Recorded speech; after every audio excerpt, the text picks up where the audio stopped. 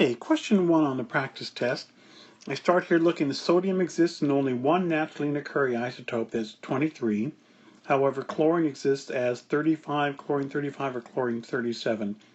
So which of the following can be the number of neutrons in one sodium chloride compound? So when I'm looking at that, well, I can have 23 plus 35, or I can have 23 plus 37. And if I do those, I'm going to get, what, 58, or I might get 60. So how can I figure out whether it's 58 or 60? And then I go back and say, okay, let's read this more carefully. How many neutrons? How many neutrons? Okay, well, sodium doesn't have 23 neutrons. It has 23 neutrons and protons. Okay, sodium is number 11. Okay, chlorine is number 17. Okay, so I can have a... no, that's protons, sorry.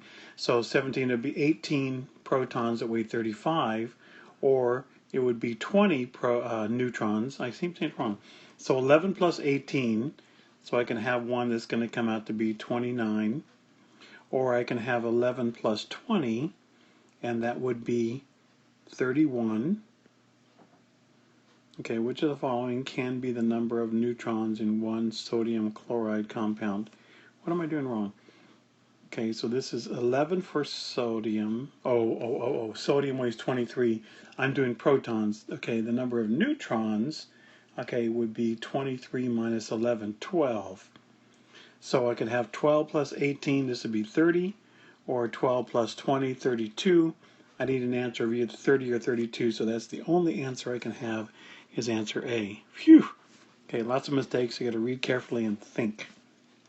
Okay, number 2, fluorine is one of 19 elements that are said to be mononuclidic, meaning it has only one stable naturally occurring isotope. What are the numbers of protons, neutrons, and electrons in the most common ion of natural occurring fluorine? Well, we know that fluorine forms F- in the next family. Okay, fluorine, if we look on the periodic table, okay, fluorine up here is number 9. Okay, so we know that's going to have 9 protons, so that doesn't help at all because they all have 9 protons. Okay, but fluorine, if we look at it, weighs 19. And if it weighs 19 and it only has one isotope, then that means the isotope that is around is fluorine that weighs 19. So it's going to have 10 neutrons, and so that eliminates these two answers. And if it's an F-, that means it has one more electron than it has protons. So instead of 9, it will have 10. So 10 electrons. And so that's answer A. That's how we figure that one out. Okay, number 3. The mass spectrometry plot for the element boron is shown. Okay, the plot provides evidence for which of the following? Okay, the boron 11. Okay, so here's 11 isotope is this guy. And here's the 10 isotope. So the boron 11 isotope has a greater nuclear charge. No, they're going to have the same nuclear charge. They're both boron. The boron 11 isotope has more electrons than that. We don't have anything about electrons. No, that's not the answer. The boron 11 isotope is denser than the boron 10. Well, if they had basically the same size, the boron 11 would be more dense than the boron 10. Okay. But even though that might be true, that's not coming from this picture. The boron 11 isotope is more abundant than the boron 11. That's what this tells us, is that this has a relative abundance.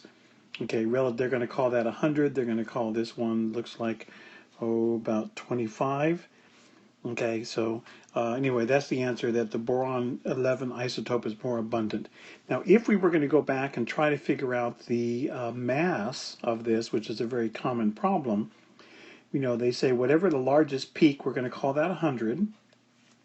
And relative to that, let's call this one about 25 tall. So it's a total of 125. So the boron 11 would be 100 over 125.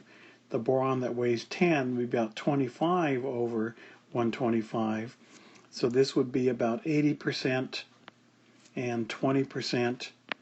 And if we were trying to calculate its mass, it would be something like 0.8 times 11 plus 0.2 times 10 equals the mass. So that kind of problem. But that's not what this is asking, but that's a very common sort of problem. Okay, number 4. Which of the following requires a photon of light with the shortest wavelength to break the bond? Shortest wavelength. Well, we've got to remember that short wavelength means large energy. Okay, small wavelengths is like violet and stuff. So which of these are going to need the most energy? You got a single bond, you got a 1.3 bond, a double bond, a triple bond. Okay, triple bonds are stronger. It's going to take more energy, so it's going to take the shortest wavelength to break that.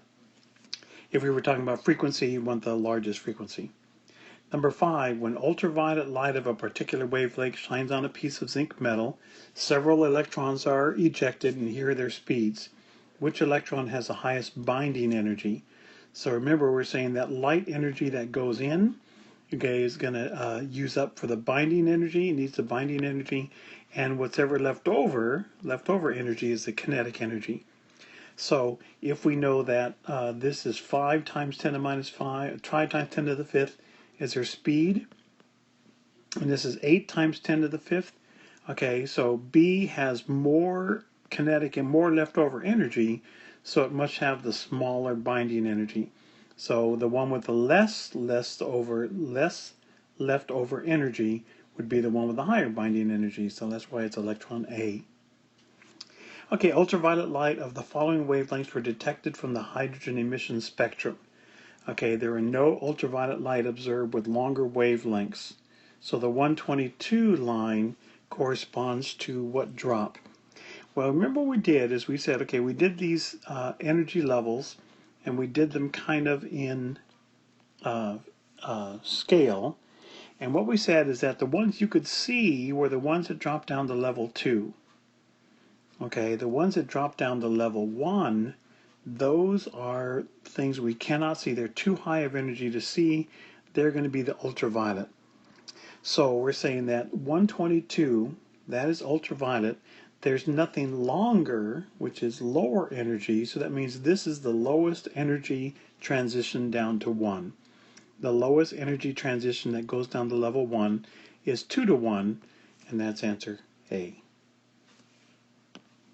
Okay, 7. Which of the following statements about the 3p orbital in the aluminum atom is incorrect? Okay, what's incorrect?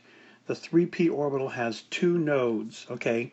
Everything has it has 1 less than n nodes. So I have a 3p orbital has 2 nodes, a 3s has 2 nodes, a 3d has 2 nodes. Everybody 3 has 2 nodes. Everybody 4 has 3 nodes. 1s orbital has no nodes, that kind of stuff. So, okay, so this is true, so that's not the answer. The electrons in the 3p orbital are always further away from the nucleus than electrons in the 3s orbital. That's our answer. That's not true. Okay, and the reason is that if we have a nucleus, okay, you know, that things that are in the 3p generally, you know, maybe out like this, and in a 3s, they'll be kind of like maybe in like this. They have the same average distance from the nucleus, but their distributions are different. But the idea is that an atom that is in the 3p at any one moment might be right here, might be really close, and a 3s might be way out here. So, you know, they're not always closer, always farther. There's distribution. Going back to the answers, the 3p orbital is higher energy than the 3s. That is true, so that's not the answer. And there are 3 degenerate 3p orbitals in this subshell. Degenerate means that we have 3 orbitals of the same energy, and that's definitely true. P's come in 3.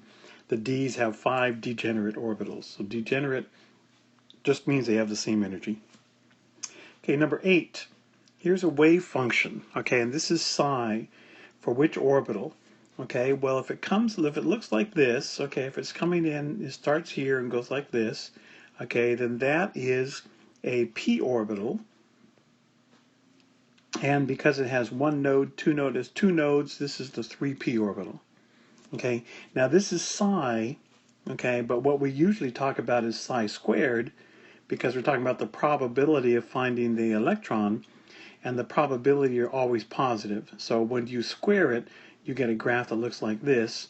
So again, we have 2 nodes, that should hit the bottom, 2 nodes, and this is asymptotic. Okay, so 2 nodes, 3p. How many electrons in the ground state of tellurium have L equal 1? Okay, well, tellurium is down below oxygen. Okay, I think I have a periodic table. Okay, L equals 1. Remember, L equals 0 means s orbital. L equals 1 means p orbital. So how many electrons in the ground state of tellurium are in a p orbital? Okay, so I have a picture down here. Here's tellurium. So if I fill up tellurium, I'd have all of these filled, and all of these filled, and all of these filled, and some of those. So that would be 6 plus 6 plus 6 plus 4, and that is 18, 19, 20, 21, 22 electrons. Okay, I'm going to erase this and go back. Okay, so I have 22. There they are.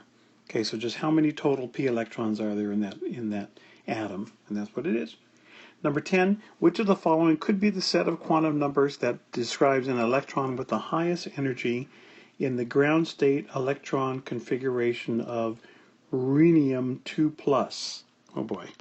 Okay, so let's go back and look here. We've got to find rhenium, RH, RH. Here's RH right here. Okay, RH, now RH2+ means you're going to lose your s electrons. So what have we got? We have 1s2, 2s2, 2p6, 3s2, 3p6, 4s2, 3d10, 4p6, 5s2, 4d, 1, 2, 3, 4, 5, 6, 7, 4d7. Now, you would lose these. If it's the 2+, you would have lost those already. So the highest electron is going to come out of the 4d. Okay, so let's go back and I'm going to erase all this stuff I've written. I'm looking for something that's coming from the 4d.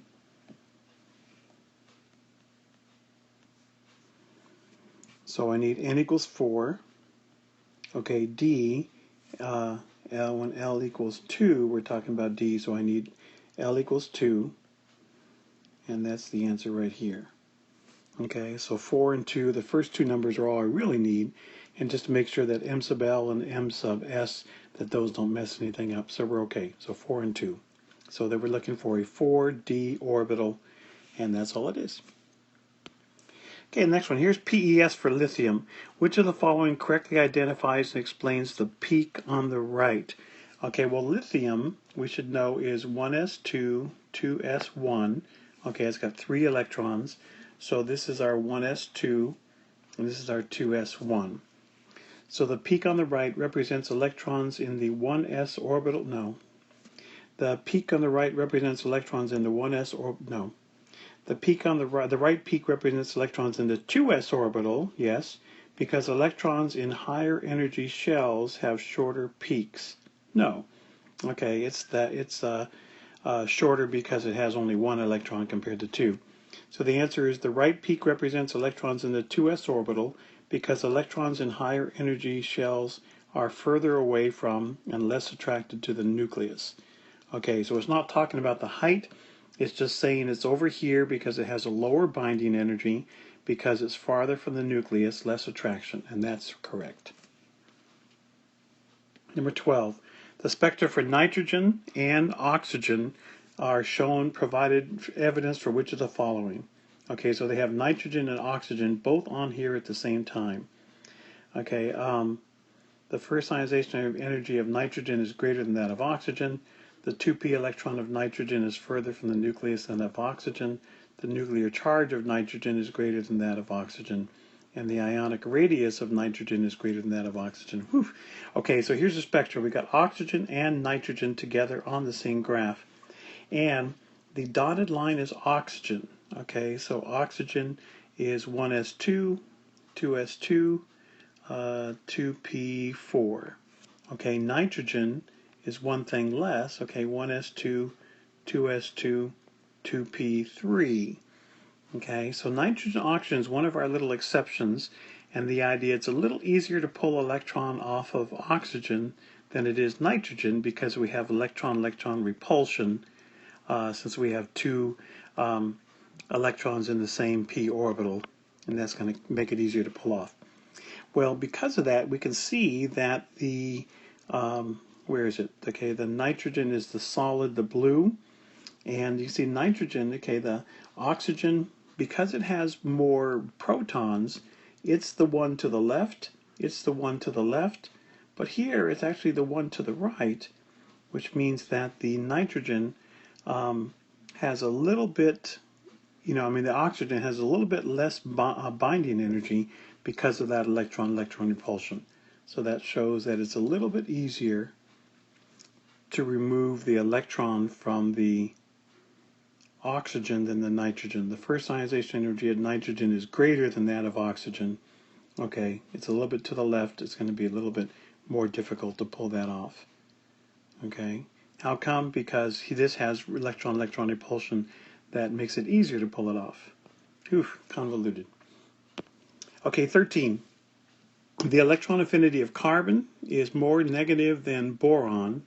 This can primarily be explained by, okay, so the more negative your electron affinity, the stronger it's holding on to electrons.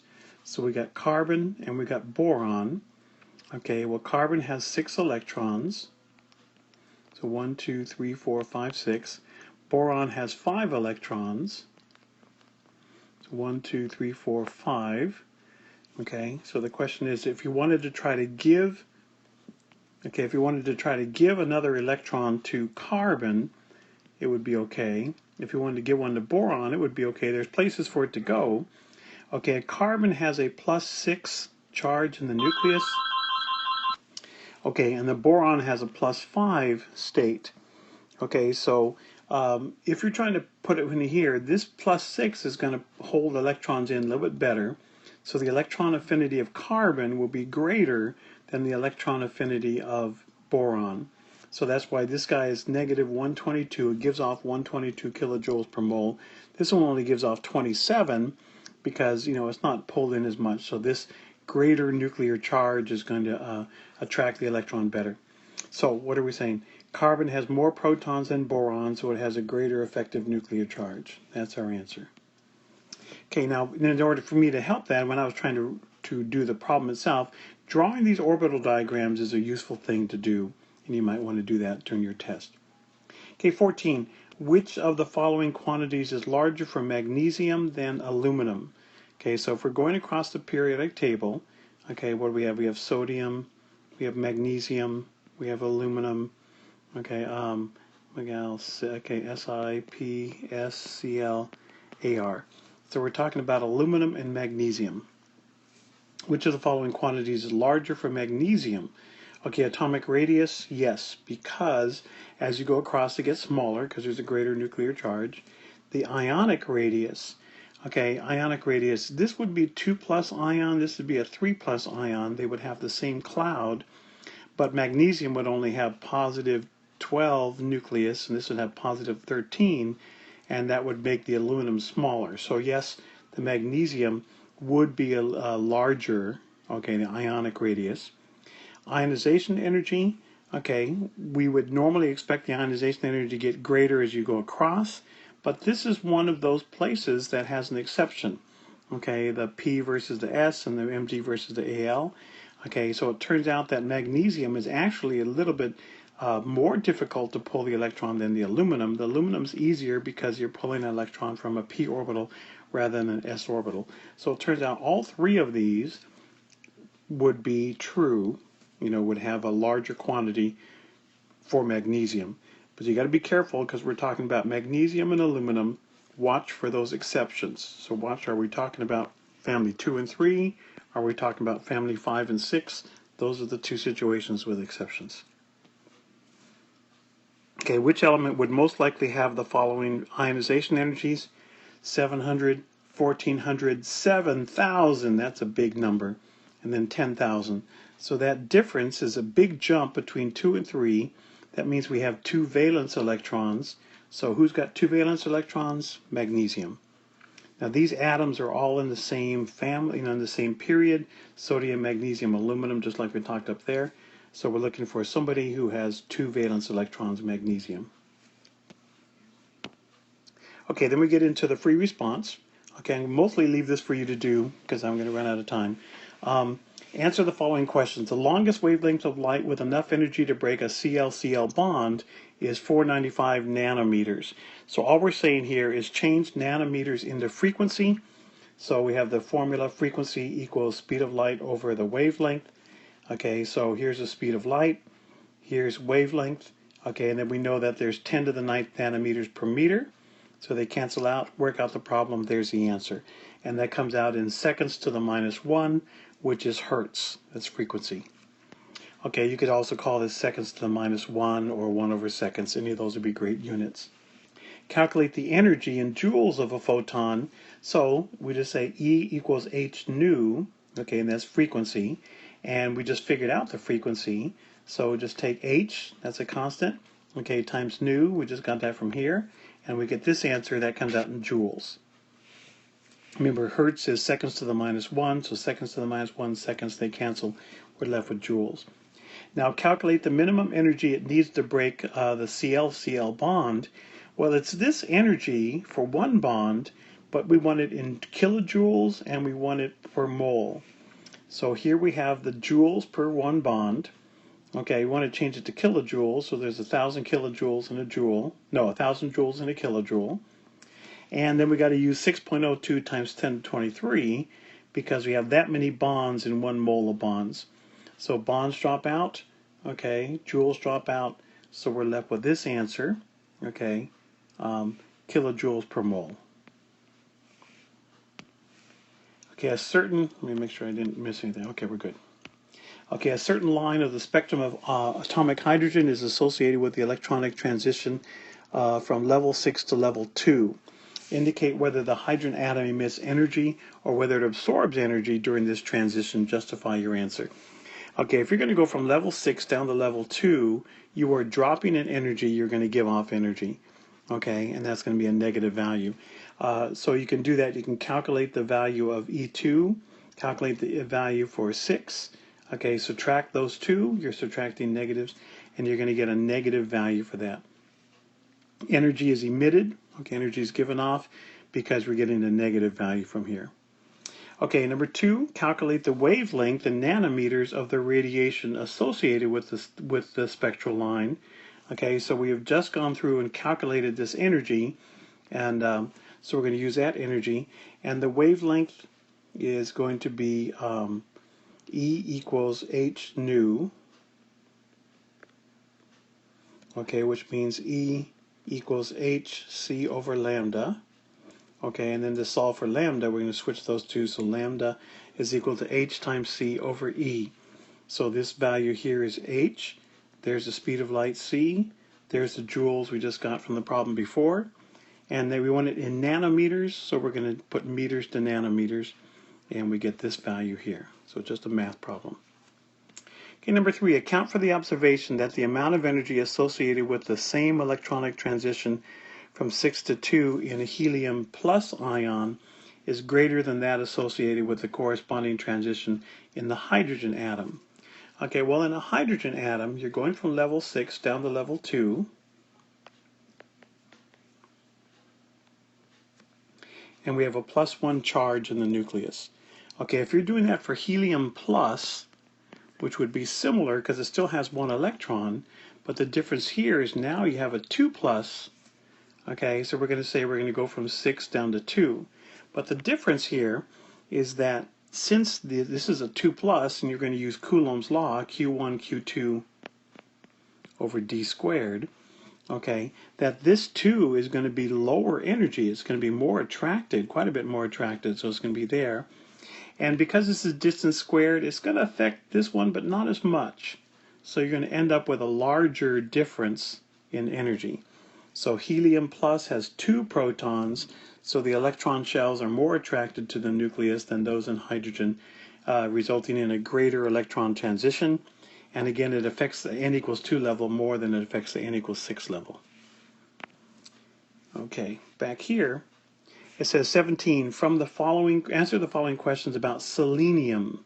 Okay, selenium. Samples of natural selenium contain 6 stable isotopes.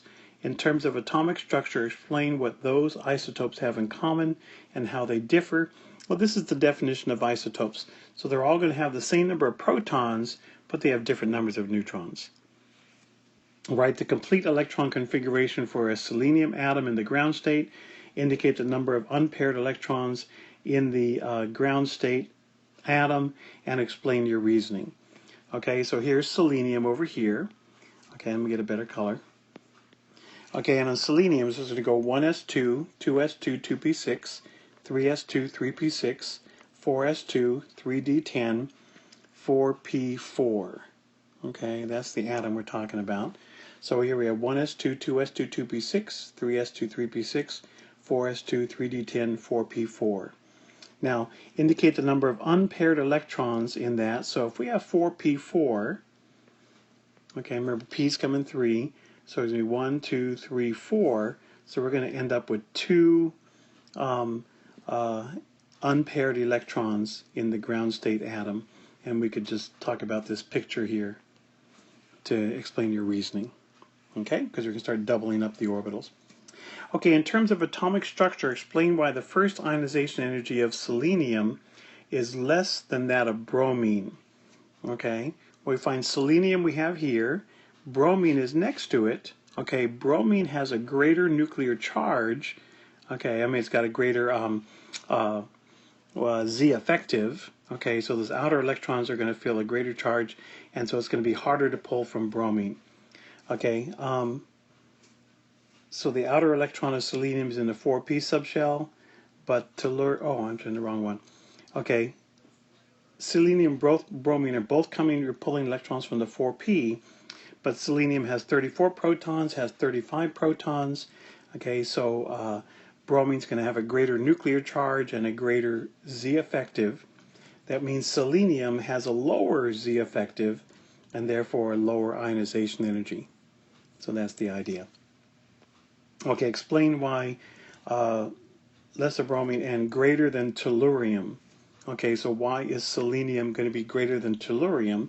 So again, here's our selenium, and here's tellurium. Okay, tellurium has another shell. Okay, so it's going to be farther from the nucleus, so it's going to be more difficult to pull that off. But both selenium and tellurium are in the same family. They're both going to have the same Z effective. So our outer electron of selenium is from the 4p subshell, but tellurium is from a 5p subshell. So electrons in closer subshells, okay, are more attracted to the nucleus and require more energy to remove. Outer electron in selenium is in a lower subshell than tellurium.